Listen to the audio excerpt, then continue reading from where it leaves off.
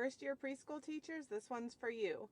I decided I'm going to start a series on what can I do to help. I've had a lot of emails recently on classroom setup, behavior management, observation lessons. Today I'm going to start with a question I had about what to do for your first observation lesson, and a teacher that's really nervous about that coming up. And so I'm going to share with you what I might do for an observation lesson. And then first year teachers, if you have any other questions or ideas for videos that you would like me to answer, go ahead and pop those in the comment section and I'll do my best to continue with the series. So here's what I would do. I think she said it's in December. So if I had a lesson in December where I'm having somebody to come observe me, I'll give you two examples of what I might do. The first one is I do a gingerbread theme. So I would read one of our fun gingerbread books. I made a poster with the gingerbread rhyme. Run, run as fast as you can. You can't catch me. I'm the gingerbread man. So there's many ways you can make that interactive. After you're done reading a story, you always want to connect a story to your lesson. So I would read one of those.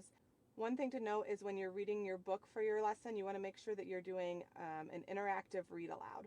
So when you're asking your students questions, don't just ask them yes or no questions. For example, you shouldn't say, "Do you think the fox is tricky?" That's a yes or no answer, and it doesn't really get deeper thinking going on. So a better question would be, has someone ever tried to trick you into doing something? Tell me about it. And we would stand up and do the poem together, make some hand motions with it. Maybe if we're working on the letter R that week, we could circle all of the letter R's. Make sure you're connecting it to one of your standards. One of our preschool standards that we do around that time of the year is position words. So above, below, behind, in front of. So I actually have gingerbread cards that I would hold up. Every student would get a gingerbread cookie, and make sure you're being aware of any allergies. So everybody gets a gingerbread cookie, and I'm going to hold up one of my cards. If it says above, you're going to hold that gingerbread cookie above your head.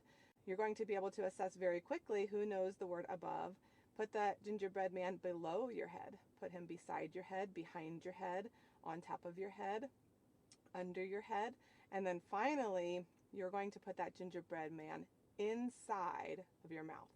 Another thing I do is I teach wow words throughout the year, and I always connect them to the books.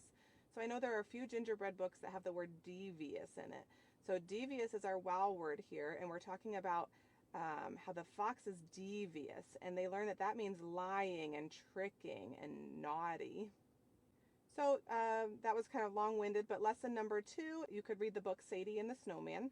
And this is more of like a science-based lesson. So Sadie and the Snowman is where her snowman melts, and then she takes the little pile that's left and she builds it over and over again. And then spring and summer comes and she thinks that her snowman's gone forever. Well, then she saves the bowl of water that her snowman was in, and then she decides to put it in the freezer, and then it's an ice ball, and then she saves it for next winter to build her snowman all over again. So we talk about ice melting, how you make ice. And then what I do for the lesson, I put letters and numbers into a block of ice and put it in my freezer. And then I pretend that I left it outside and it's frozen in a block of ice. And I have such a problem. How are we going to get these letters and numbers out of the ice? I was going to use these for my lesson. We were going to sort letters and numbers, when in actuality the lesson is how to problem solve and to have them figure out how we can get them out of the ice. So we come up with a list. Everybody just shouts out their ideas. Use a hammer, drop it, put hot water on it, use a blow dryer. So we come up with as many ideas, no matter if they're silly or not. I write down all of the ideas. When the ideas are done, we're going to go through that list and we're going to cross out the ones that might be dangerous or that we can't do at school. So we're not going to use a blow dryer. We don't have one of those. A hammer is not going to be safe. And so what we eventually come up with is that we're going to use our hands, because our hands are warmer than the ice, to try to melt the ice cube. And then we're also going to try pouring hot water on it. So what I do is I have all of the kids sit in a large circle, and I have the ice on a tray, and so we pass it around, and each kid gets to use their hands to try to melt some of the ice. We watch as the water drips off. And then, you know what, our lesson time's almost over, but we still don't have all of them out of the ice. So let's try something different. And I have some very warm water. We put it in the microwave, and I do this part, and I pour the water on top of the ice, and we watch as it melts, and we pull out all of the letters and numbers. And then I just really quickly hold them up and we sort them between letters and numbers. But again, that's not the main objective of the lesson. I hope this helps. Please let me know if you have any questions or ideas for more videos in this series.